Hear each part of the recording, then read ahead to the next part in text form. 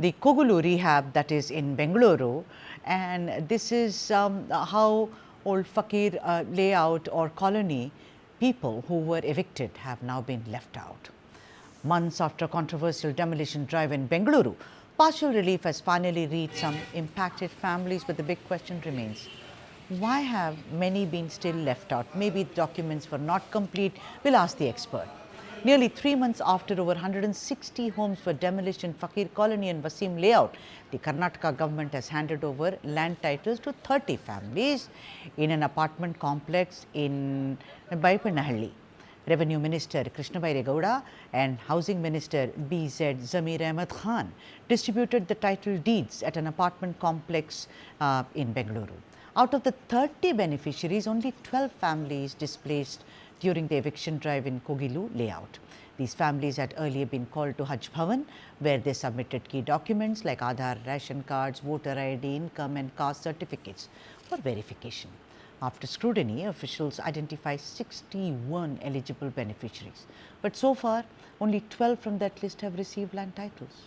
An independent NGO survey paints a bigger picture of nearly 170 families, how they were living in Fakir Colony and Wasim Layout before the demolitions on 20th of December 2025, with 167 houses razed, impacting over 190 families. But the bigger concern is that none of the 47 families from Old Fakir Colony have received land titles, despite claims they submitted the same documents as others did. Officials say exclusions could be due to non-application. Like I said, there is something called the Ashraya Yojana or rejection over missing paperwork. But then there is a lot of dispute, and we will talk to experts as to why this is happening, because many in Old Fakir Colony have valid documents including residence certificates. There's been a relief for a few, we acknowledge, but for dozens still displaced, questions looms large over fairness, and rehabilitation remains rather elusive. Let me now go to guest Satya Prakash, who is Vice Chairperson and Spokesperson for the KPCC, has joined us. We shall await the other guest. Nice to see you, Satya Prakash. Tell me something.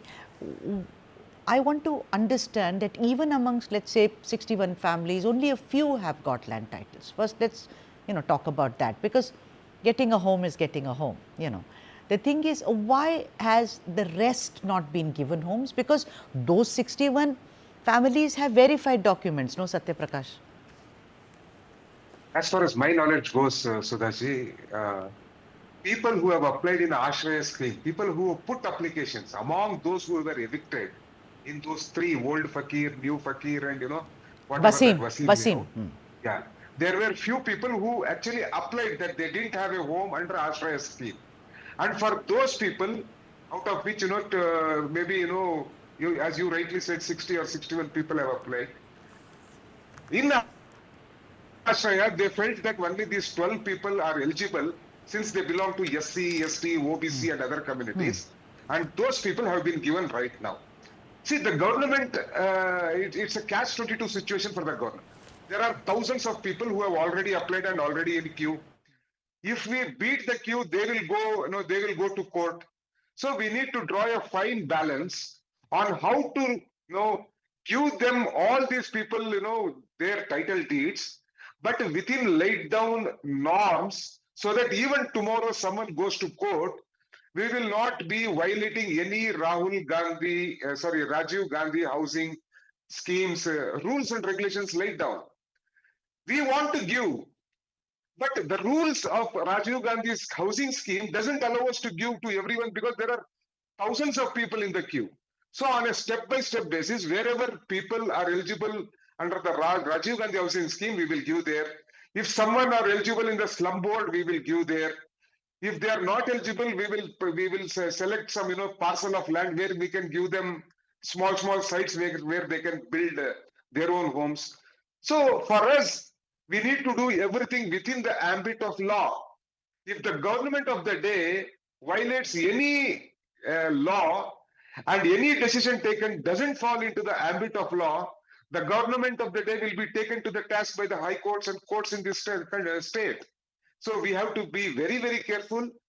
The government is hell-bent that we are going to do all necessary steps, take all necessary steps to give something for those who have been homeless. But at the same time, we need to see that we don't flout any law, Sudhaji. This is why it is taking some time. We should not do anything in a hurry, because in doing anything in a hurry, those people will again be into problems, and there will be huge delay whenever anything goes to the court.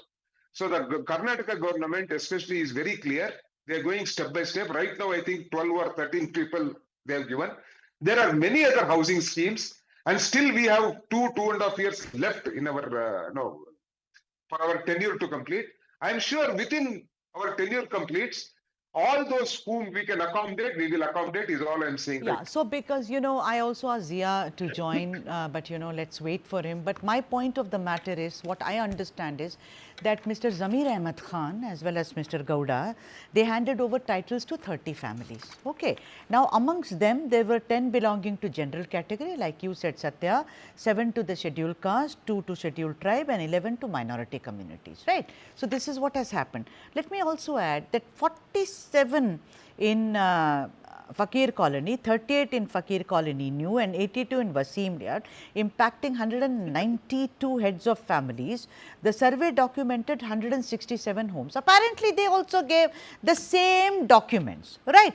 But the point of the matter is they have been excluded. But some say we also applied for Ashray Yojana, but the officials are now saying that we don't want to comment on that. The point of the matter is that there has to be some compensation. No, December they sat out, you and I discussed it, was winter, January, February, what is this? They were staying in a wedding hall, then they've been shunted from one place to the other. I mean, it's not fair, no Satya? There has to be a timeline, no? Our government, Sudhaji, is committed to these people. Right. Now, I don't know the niceties of what happened there, whether all others, I'm not, see, Sure. Whenever you all call me for a debate, you all call me some 1 or 2 hours earlier. I cannot take so much of micro information which is available. But whatever Salute to you. information Thank is you. available, yeah, whatever information is available, these people had applied under the Ashraya scheme. Ashraya scheme are for those who are homeless. So since applications were there and they were eligible to be given, some of the beneficiaries got it. Or if there are other beneficiaries who are still eligible like these people and they have applied, 100% our government will still give them, because there will be a block in which we have to give different categories. Maybe those people belong to different categories and the housing department cannot put them in at this point of time. Maybe in a different scheme they will do. We will not do any injustice for any people. Only thing is we need time, because we cannot do anything in a hurry-burry manner. If we do anything in a hurry-burry manner, people will go to court and all the beneficiaries will again have to suffer. So kindly, I request all of them. Our government is committed to give some benefit to all those homeless people whose houses has been demolished. But we need to do it in the right way. If we don't do it in the right way, believe me, those who have applied will go to court and there will be a stay in whatever we do. So in spite of we doing everything, those people will not get homes. So Karnataka government, especially Siddaramaiah, has told Mr. Jamir Ahmed that please do anything within the ambit of law. As you know, the chairman or some official who heads the Rajiv Gandhi scheme also 1 or 2 months back said in your show that we will go as per law. We cannot flout the laws. So the Rajiv Gandhi housing schemes, any extra people are ready to be accommodated. We will accommodate in the coming days is all I can say. Week you're saying, and by then do you think that these families of Old Fakir, New Fakir and Wasim Layout can also perhaps fulfill the Ashraya scheme and everything will be done in a week's time, because they'll be very happy, they are watching this show? If they apply now, they will not get. If they had applied earlier, they will get. See, Okay. Please understand the difference. Okay, Ashraya applications are called once in a way. Yeah. Fortunately, these 12 people had applied at that time and we accommodated them. If some of them have applied in the slum board scheme, there are so many houses that we are doing in the slum board. If few people are there, we will accommodate few people there. If someone wants sites and there is some sites available where we can give to these people, right, we will do that. So just give us some more time. We will make sure that out of that 160 or 170, as many people as we can, we will try to accommodate. All right. And they have to belong to this state. If they belong to some other state and we are not able to fit them in any of these schemes, I cannot help it. Because first preference will be given to those citizens who belong to this state. So if any land loser, home loser in New Fakir Layout, Old Fakir Layout or Wasim, if they apply in any government schemes and they are eligible and they are a bona fide Karnataka state citizen, we will go all the way out to help these people.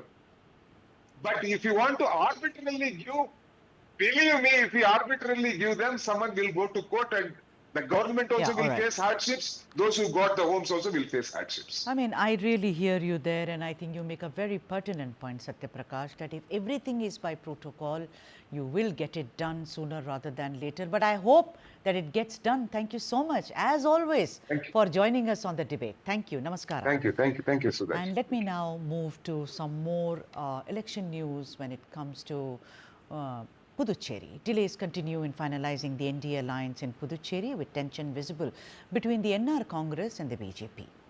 Now, Union Minister Mansukh Mandavia apparently arrived in Puducherry to hold crucial talks with Chief Minister N. Rangasamy. But in a twist, the Chief Minister left her town, embarking on a spiritual tour instead. He went to some ashramam or something. Rangasamy visited Madurai Meenakshi Amman temple as well, and later the Murugan temple and Tiruchendur, even as alliance negotiations remained unresolved. The political messaging has only added to speculation of a growing rift within the NDA in the union territory. The controversy centers on the BJP's plan to bring the newly formed Latchya Jananayaga Katchi, led by Jose Charles Martin, into the coalition. Rangasamy is reportedly against this move. Meanwhile, actor Vijay's Tamizhga Vetri Kazhagam has decided to go solo in Puducherry, as pretty much the same as they've decided in Tamil Nadu, with no alliances and no compromises. The party has finalized all 30 candidates with an official announcement, which is expected sooner rather than later. Alliance certainty, solo ambitions and political signals. Puducherry's poll battle is getting sharper. I am now joined by my colleague Thoya Jakshi, who is live with us. Thoya Jakshi, lot of confusion. The man on the screen, Mr. Rangaswamy, he leaves when Mandavia arrives. He does not want the Jananayaga Lakchaka, the Katchi to be in. I mean, he is not budging. Although he's been with the NDA for a long time, and all efforts by the Congress to get him to their side has failed continuously. What are you hearing on the ground, Thoya? So, of course, the Puducherry political activities ahead of the 2026 assembly elections is intensifying, with the visible strain emerging across major alliances. Ruling NR Congress and BJP combined faces delays in finalizing its seat sharing arrangements. Further complicated by the Chief Minister N. Rangaswamy by skipping the key alliance meetings and undertaking a spiritual tour, that is to the temples where in Madurai, Salem and Tiruchendur.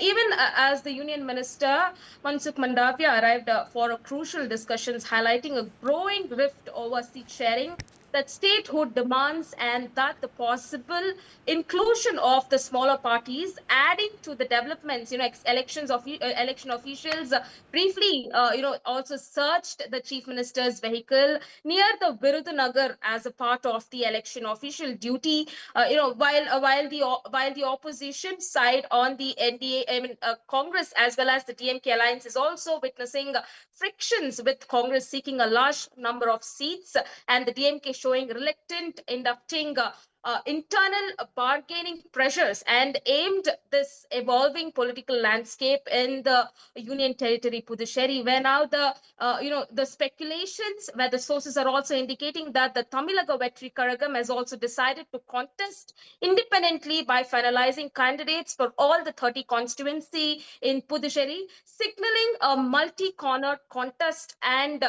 as alliance negotiations remain unsolved and all overall situation stays fluid and highly competitive, Sudha. Meanwhile, today the Chief Minister of Puducherry N. Rangaswamy has also filed his nominations papers, and he's contesting from two constituencies, that is from Mangalam and Tannin Chavdi, further intensifying where the election race is on in the union territory of Puducherry, where the seats of the alliance between the Congress, AIADMK, and BJP is going to get finalized by tomorrow. On the other hand, the All opposition right. DMK as well as Congress, and on the other hand, individually, solely that TVK is also going to contest. So we'll have to wait All right. and see what kind of developments will be taking Very across interesting the indeed. I hope they solve everything much like Tamil Nadu is facing it.